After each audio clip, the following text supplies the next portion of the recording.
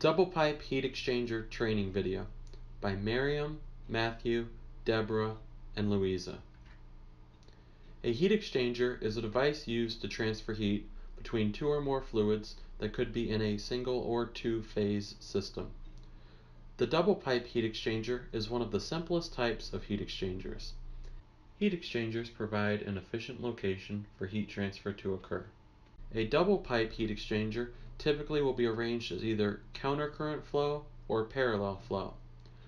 For this experiment, we have countercurrent flow, as shown in the figure here. Background. So for this experiment, we have our heat transfer equation, our overall heat transfer coefficient equations, and correlations for heat transfer coefficient, the Sider-Tate for laminar flow, and the Deides-Boelter for turbulent flow. The objectives for this experiment are to quantify the amount of heat released by hot water and absorbed by cold water, to calculate the overall heat transfer coefficient based on measured temperatures, and to compute the predicted overall heat transfer coefficient by using Sider-Tate and Deides-Boelter correlations. Equipment for this experiment. So we use the Armfield HT30X heat exchanger service unit. Also, this experiment uses the Armfield HT31 tubular heat exchanger with countercurrent flow. Shown here is the hot water path on the inner pipe. Please note that the thermocouples measure the inlet, outlet, and middle temperatures shown here.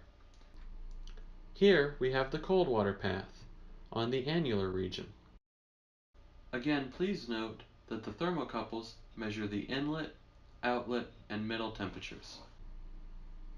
You can see here we have the cold water outlet hose, T4, T6, and T5. And here are the locations of the valve. As you can see, we have V hot labeled. By adjusting this valve, you're adjusting the volumetric flow rate of the hot water stream.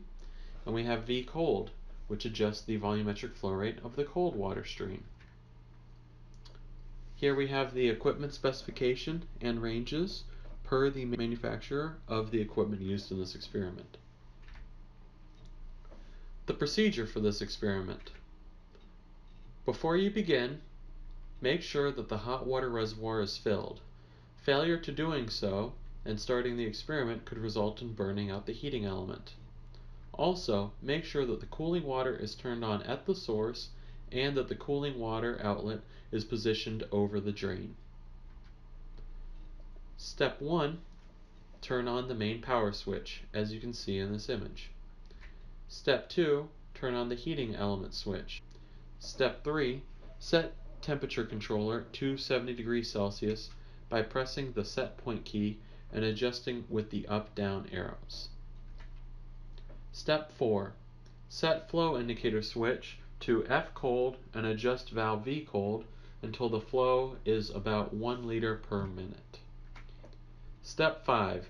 Set flow indicator switch to F hot and adjust valve V hot until the flow is approximately 3 liters per minute. Step 6.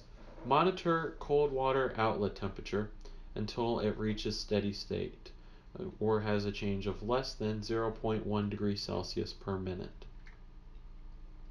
Once steady state is achieved, record the values for T1 through T6, as well as F cold and F hot. Step 8. Repeat this experiment, but change F cold to approximately 2 liters per minute by adjusting valve V cold, shown here.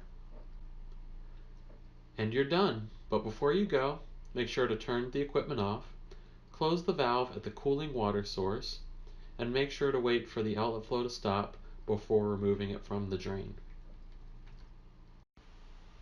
Safety for this experiment. For this experiment, there are no chemical hazards. The only chemical used in this experiment is water. For precautions, avoid touching the heat exchanger tubes, especially while conducting the experiment. Thermal transfer from your hand could skew the results. Additionally, some components of the heat exchanger are as hot as 70 degrees Celsius. Direct contact could result in first and second degree burns. Do not wear gloves during this experiment. If they come in contact with a hot surface, they could melt to the skin and make any burns worse. Also, for this experiment, there is a potential for electric shock. Be sure to handle all equipment with caution. For this experiment, the only waste is the outlet flow of the cool water stream. This was sent directly down the drain next to the heat exchanger in class. Be wary of the hose at all times. It is a potential trip and fall hazard. Before beginning this experiment, make sure that the hot water reservoir is filled and the cold water source is turned on before turning on the main power. This is to prevent potentially burning out the heating element. References for this experiment. Good luck on your lab. Have a great day.